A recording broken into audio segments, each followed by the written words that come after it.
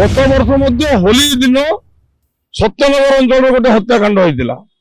यही वर्ष मध्य राजधानी छाती उपर पुणी होली पूर्वर होली गोटे दिन पूर्व रक्तर होली खेलागला तर्जमा कर समय आसी दुई वर्ष भितर राज्य में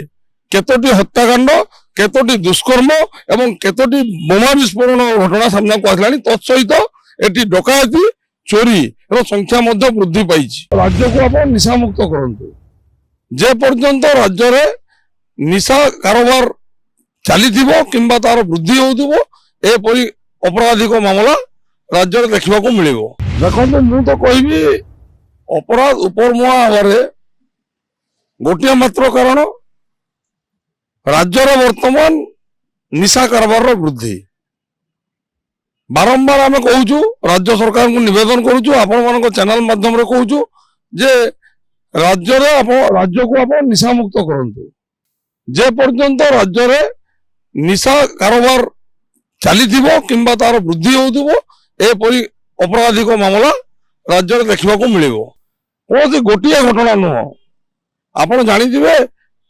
आउ गोटे दिन पर राज्यवासी होली पर्व मानिबे किंतु सही समय रे बारंबार गत वर्ष मध्य होली दिन सत्यनगर अंचल गोटे हत्याकांड होता यही वर्ष मध्य राजधानी छाती उपर पुणी होली पूर्वर होली गोटे दिन पूर्व रक्तर होली खेलागला यही घटना तो मुझे कहि वर्तमान सरकार कहि वर्तमान मुख्यमंत्री निजे गृह विभाग दायित्व रही से जदि गृह विभाग को संभाली पारना से इस्तीफा दे अन्य कौन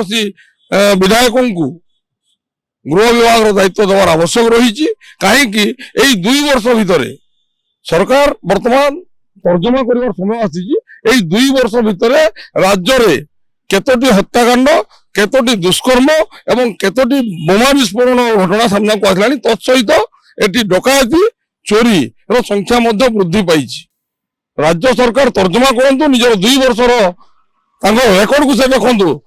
दुई वर्ष मध्य राज्य में अपराधिक मामला केते परिमाण रे वृद्धि पाई एवं कौन पाई वृद्धि पाई सरकार जानवर आवश्यक रही जदि निज भूल को न सुधारिबे ताले आगामी दिन में सरकार प्रति विपद रहिबो कहीं मु बारंबार कहि आसुची सारा राज्य में जोटी भी अपराधिक मामला होउची कोटी हत्या हो किंबा डकायती हो किंबा मरणांतक आक्रमण हो किंबा दुष्कर्म हो सबुठी निशार व्यवहार करा जायछि लज्जा लगिबा कथा आपण देखिले आपण जानिले किंबा सुनिले आश्चर्य लागिबो एई जो 2 दिन तळर घटना आपण रसुलगढ़ रो हत्याकांड कथा कहउछंती सेठी मध्य मद बोतल मिलिछि मद सहित चाखणा भी मिलिछि ता पूर्वरु आपण देखंतु गत 2 दिन तळर घटना पुलिस को आम रक्षक बोली कहते जदि गोटे रक्षक को दिन द्विपहर बीच रास्ता निशाशक्त अवस्था लोक छुरामाड़ कर देखिए 2 दिन तले फुलवाणी सहर में कंधमाल जिला फुलवाणी सहर में गोटे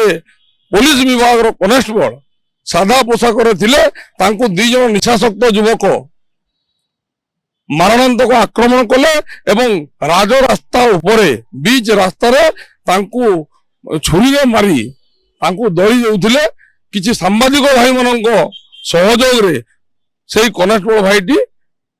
डाक्तरखाना को स्थानांतरित हेले जीवन वर्तमान बंची जदि रक्षक उपरे प्रकार अपराधिक कार्यकलाप करा जाउची तांको जदि मारणांतक आक्रमण करा जाउची ताले समाज को रक्षा करिवो कि आज्ञा वर्तमान सरकार को मोर प्रश्न जदि पुलिस प्रशासन रे कार्यरत